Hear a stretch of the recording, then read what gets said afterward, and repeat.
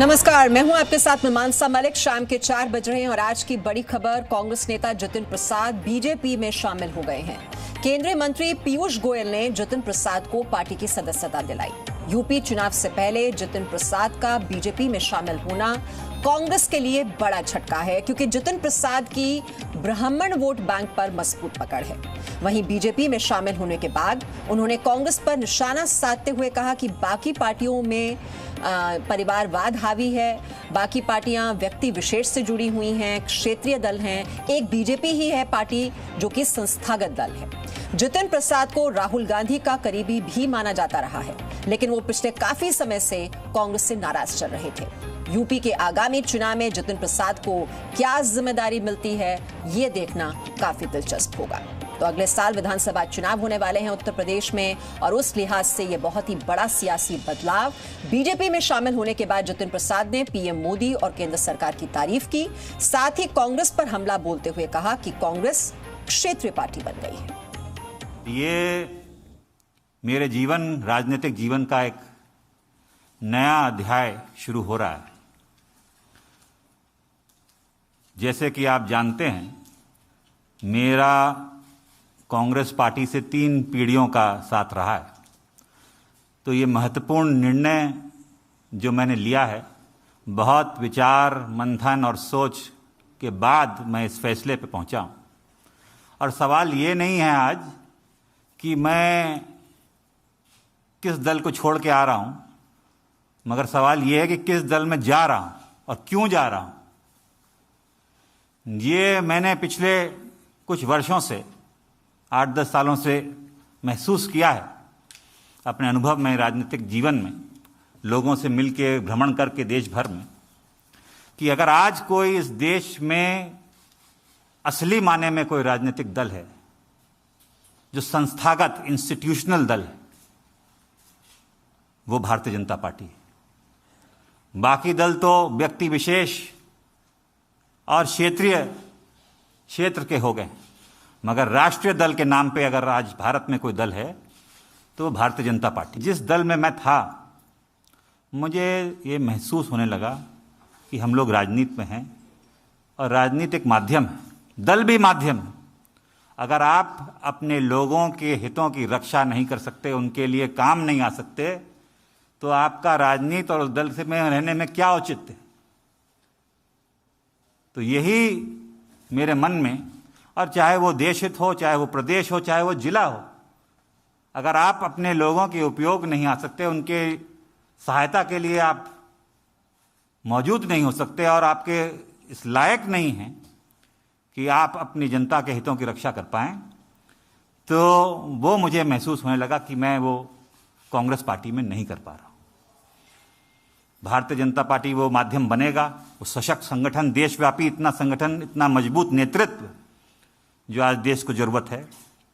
मैं इस वक्त ज़्यादा बोलना नहीं चाहता, मेरा काम बोलेगा। मैं धन्यवाद देना चाहता हूं सभी मेरे उन कांग्रेसजनों का जिनका मुझे आशीर्वाद मिला और साथियों का इतने वर्ष तक।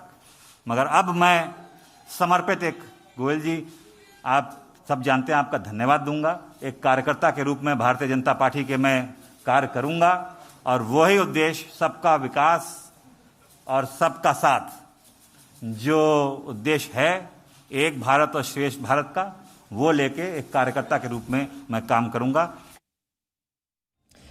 मैंने मेरा काम बोलेगा, और राष्ट्रहित के लिए काम कर रही है बीजेपी पार्टी, और उन्हें भी अब ये जिम्मेदारी मिलेगी, वो भी इसके हिस्सेदार बनेंगे। बीजेपी में शामिल होने के बाद जतिन प्रसाद ने बीजेपी अध्यक्ष जेपी नड्डा और गृह मंत्री अमित शाह से भी मुलाकात की। दोनों नेताओं ने बीजेपी में जतिन प्रसाद का स्वागत किया। तो जेपी नड्डा से और अमित शाह से मुलाकात करते हुए आप देख रहे हैं इन तस्वीरों में जतिन प्रसाद। हालांकि बीजेपी में शामिल होने के कयास इससे पहले 2019 के लोकसभा चुनाव के दौरान भी लगाए जा रहे थे, लेकिन उस वक्त कांग्रेस पार्टी उन्हें किसी तरह से पार्टी में ही बने रहने में मनाने में कामयाब हुई थी। लेकिन आखिरकार अब हाथ छोड़ दिया और कमल का दामन थाम लिया जतिन प्रसाद ने।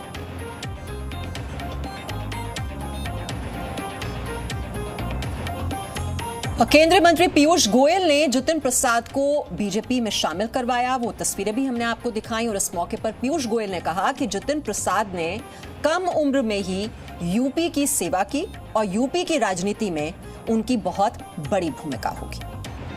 बहुत ही छोटी आयु से उत्तर प्रदेश की सेवा में अपना पूरा जीवन झोंक दिया। मुझे अभी भी याद है, शायद इनकी उम्र शायद सिर्फ 27 वर्ष की थी जब आकाशात्मक एकदम सडनली उनके पूज्य पिताजी का देहांत हुआ। छोटी आयु में भी उन्होंने जिस प्रकार से पूरे उत्तर प्रदेश में दौरा किया, उत्तर प्रदेश के अलग अलग जिलों में जाके अपनी प्रतिभा से, अपने काम से लोगों का दिल जीता। उत्तर प्रदेश की राजनीति में जिनका बहुत बड़ी भूमिका आगे मैं देख पा रहा हूं, ऐसे श्री जितिन प्रसाद जी हम सबको आज हमारी पार्टी के साथ प्रधानमंत्री नरेंद्र मोदी जी के नेतृत्व के साथ श्री जेपी नड्डा जी की अध्यक्षता में भारतीय जनता पार्टी में जोड़ रहे हैं। मैं इनका तहे दिल से स्वागत करता हूं और मुझे विश्वास है कि इनके आगमन से पार्टी को भी बल मिलेगा और जितिन प्रसाद जी को देश सेवा, समाज सेवा के लिए एक अच्छा मौका मिलेगा। और पिछले साल ज्योतिरादित्य सिंधिया ने भी कांग्रेस छोड़ दी थी और वो बीजेपी में शामिल हो गए थे और अब जितिन प्रसाद की भी बीजेपी में एंट्री हो गई है और इस पर ज्योतिरादित्य सिंधिया क्या कह रहे हैं, ये सुनिए। भारत के विकास में, भारत की प्रगति में एक नया इबारत लिखा है।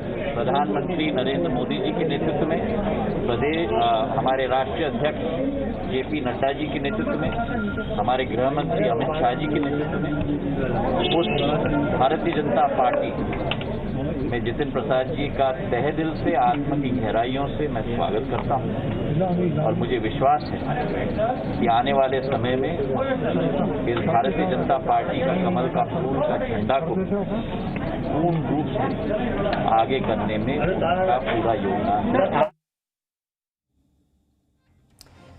तो यूपी में अगले साल विधानसभा चुनाव होने वाले हैं और उससे पहले ये बड़ा सियासी बदलाव हम देख रहे हैं उत्तर प्रदेश की सियासत में। और जानकारी हम लेंगे हमारे सहयोगी रविंद्र इस वक्त हमारे साथ हैं। रविंद्र, एक बड़ा ब्राह्मण चेहरा कांग्रेस का रहे हैं जितिन प्रसाद और अब बीजेपी में उनकी एंट्री, यूपी चुनावों से पहले ये कितना बड़ा झटका ऐसे माने जाए कांग्रेस पार्टी के लिए और खासतौर पर राहुल गांधी और प्रियंका वाड्रा के लिए? देखिए मीमांसा, राहुल गांधी और प्रियंका वाड्रा के लिए सबसे बड़ा झटका है कि दोनों के काफ़ी करीबी हैं और एक कदम और आगे बढ़ गया। जो आरोप लगता रहा है कि कांग्रेस डूबता हुआ जहाज है, अब उस पर कोई भी सवार होना नहीं चाहता है और एक लंबी फहरिस्त है। राव इंद्रजीत सिंह हरियाणा को देखिए, वीरेंद्र चौधरी देखिए, उनका परिवार, उनको सम्मान मिला पार्टी में, मंत्रिमंडल में जगह मिला। इस तरह से सतपाल महाराज, विजय बहुगुणा, रीता बहुगुणा, शुभेंदु अधिकारी, हिमंत विश्व शर्मा जो मुख्यमंत्री भी हैं, लीडर ऑफ ऑपोजिशन शुभेंदु अधिकारी हैं, दारा सिंह चौहान, ब्रजेश पाठक, लंबी फहरिस्त है जो कांग्रेस या दूसरे दल से आए और बीजेपी में समाहित हुए। यहाँ संगठन में जगह मिला या मंत्रिमंडल में जगह मिला जनप्रतिनिधि के तौर पर। तो कहीं ना कहीं वैसे लोग जो कांग्रेस में अभी हैं, चाहे ज्योतिरादित्य सिंधिया जो संभावित कैबिनेट की विस्तार होने वाला है प्रधानमंत्री नरेंद्र मोदी सरकार की, उसमें भी उनको जगह मिलने की संभावना जताई जा रही है। तो एक न एक मैसेज ये जा रहा है कि कांग्रेस डूबता हुआ जहाज है और बीजेपी में उनको सम्मान भी मिलेगा और काम करने का मौका भी मिलेगा। जहां तक यूपी की बात है तो जाहिर तौर पर है एक ब्राह्मण चेहरा की तलाश थी बीजेपी को, क्योंकि बीजेपी के अपने कैडर से जो कलराज मिश्र थे वो अब गवर्नर बन गए, बाकी जो नेता इतने बड़े जनाधार वाले नहीं है या युवा हैं। ऐसे में एक चेहरा तो है ही जितिन प्रसाद, कांग्रेस के एक बड़ा चेहरा थे और कद्दावर नेता पार्टी में थे। उनको बीजेपी में लाकर एक मैसेज कांग्रेस को दिया गया कि यूपी में अब कांग्रेस पूरी तरह से नेस्तनाबूद हो गई है, प्रियंका गांधी कुछ भी कर लें वहां पर कांग्रेस का उभार नहीं होने वाली। दूसरा कि ब्राह्मण अगर नाराज हैं योगी आदित्यनाथ से तो उनको कहीं ना कहीं पैसिफाई करने की कोशिश की जाएगी जितिन प्रसाद के द्वारा। और तीसरा, कांग्रेस के आरोपों का चाहे प्रधानमंत्री नरेंद्र मोदी के ऊपर हो या फिर यूपी सरकार के ऊपर हो, जवाब जितिन प्रसाद देंगे तो उसका मैसेज कुछ और जाएगा, खासकर राहुल गांधी और प्रियंका वाड्रा के लिए। तो एक बड़ा मैसेज है, बड़ा संदेश है कांग्रेस के उन नेताओं के लिए जो अभी भी G23 के हों या दूसरे बड़े नेता जो सफोकेशन फील करते हों, उनको बीजेपी में आए, उनको यहाँ पर सम्मान रखा जाएगा, जनप्रतिनिधि बना जाएगा। और भले ही बहुत ही बड़ा जनाधार जतिन प्रसाद का ना हो, क्योंकि अगर पहले के चुनावों की बात की जाए 2014, 2019 के लोकसभा चुनाव भी वो हार गए, लेकिन परसेप्शन के हिसाब से, ऑप्टिक्स के हिसाब से ये जो बात आप कह रहे हैं कि G23 का हिस्सा भी रहे जतिन प्रसाद, उन्होंने चिट्ठी भी लिखी कि नेतृत्व में बदलाव की मांग उनकी ओर से की गई, उस पर भी कोई ध्यान नहीं दिया गया। और हम देख रहे हैं ये जो युवा नेता हैं, ज्योतिरादित्य सिंधिया के बाद अब जतिन प्रसाद भी पार्टी का साथ छोड़ देते हैं। इससे पहले सचिन पायलट की नाराजगी सामने आई, 3 सदस्य कमेटी का गठन कर दिया गया, लेकिन उनके जो कंसर्न्स हैं उनको एड्रेस अभी तक नहीं किया गया है, ये भी जानकारी मिल रही है। मिलिंद देवड़ा वो नाराज बैठे हैं। तो ऐसे नेताओं को संतुष्ट करने की कोशिश पार्टी की ओर से नहीं हो रही है, बदलाव लाने के लिए वो तैयार नहीं दिखाई दे रही है। ये बहुत बड़ा मैसेज जा रहा है। देखिए, कांग्रेस के रुख में बदलाव तब तक नहीं होगा जब तक कि वहां नेतृत्व एक क्लियर कट ना हो, या नेतृत्व की जो नीति है वो क्लियर ना हो। क्योंकि ये सभी जो नेता जिनका भी नाम लिया जा रहा है, जब 2004 में आपको याद होगा मीमांसा, ये लोग राहुल ब्रिगेड के नाम से जाने जाते थे और इनको पार्टी में तवज्जो भी मिला, पार्टी ने इनको सम्मान भी दिया कांग्रेस में। लेकिन जैसे चुनाव हारे हैं 2014 से या 2013 से, ये सभी नेतृत्व राहुल गांधी के नेतृत्व से नाराज हुए। कहा जाता था कि राहुल गांधी एक कोठरी के अंदर फंस गए और उनकी ही बात सुनते हैं, न कि सियासी नेताओं के। और यही बात हमने प्रताप सिंह बाजवा हो या दूसरे नेताओं से पार्लियामेंट के अंदर भी सुना था। तो ये नाराजगी अब साफ तौर पर दिख रही है। और एक बात और है कि उनको लग रहा है कि कांग्रेस का जो हाल बंगाल में देखने को मिल रहा है, असम में देखने को मिल रहा है, जहां पर सांप्रदायिक पार्टी के जो आरोप लगता रहा है उसके साथ गठबंधन करना पड़ा, केरल में उनका हासिल देखने को मिला, बिहार यूपी चारों तरफ जो देखने को मिल रहा है, ऐसे में उनको लग रहा है कि अब इस डूबते जहाज पर अगर सवार होंगे तो उनकी सियासी महत्वाकांक्षा डूब जाएगी। इसलिए वो ऐसे दल में जा रहे हैं जिसका उनके नजर में भविष्य अभी आगे कई सालों तक रहने वाला है। जतिन प्रसाद कह रहे हैं कि 3 पीढ़ियां जो हैं इस पार्टी से जुड़ी रही हैं और अब उन्होंने भी इस पार्टी से अलग होने का फैसला किया और वो खुद कह रहे हैं कि ये अभी क्षेत्रीय पार्टी बन चुकी है। वहीं यूपी कांग्रेस के अध्यक्ष अजय सिंह लल्लू ने जतिन प्रसाद को धोखेबाज बताया। जतिन प्रसाद के बीजेपी में शामिल होने पर उन्होंने कहा कि लोकसभा के बाद विधानसभा का चुनाव नहीं जीत सके, उनके जाने का क्या नुकसान होगा। कांग्रेस के कद्दावर नेता जितिन प्रसाद ने आज भाजपा ज्वाइन कर ली। इसी पर बातचीत करने के लिए उत्तर प्रदेश के कांग्रेस के प्रदेश अध्यक्ष अजय लल्लू जी हमारे साथ मौजूद हैं। सर, आज ये बहुत बड़ी ज्वाइनिंग, भाजपा में बड़े नेता आपके। नहीं, मुझे तो लगता है कि जितिन प्रसाद जी आज दूसरे दल में गए। कांग्रेस पार्टी ने उनका जितना सम्मान किया, उनकी पहचान दी, उनको सांसद बनाया, मंत्री बनाया, और आज जिस तरह उन्होंने पार्टी के साथ विश्वासघात किया है। Presenting B News app available on Google Play and App Store. Download it now.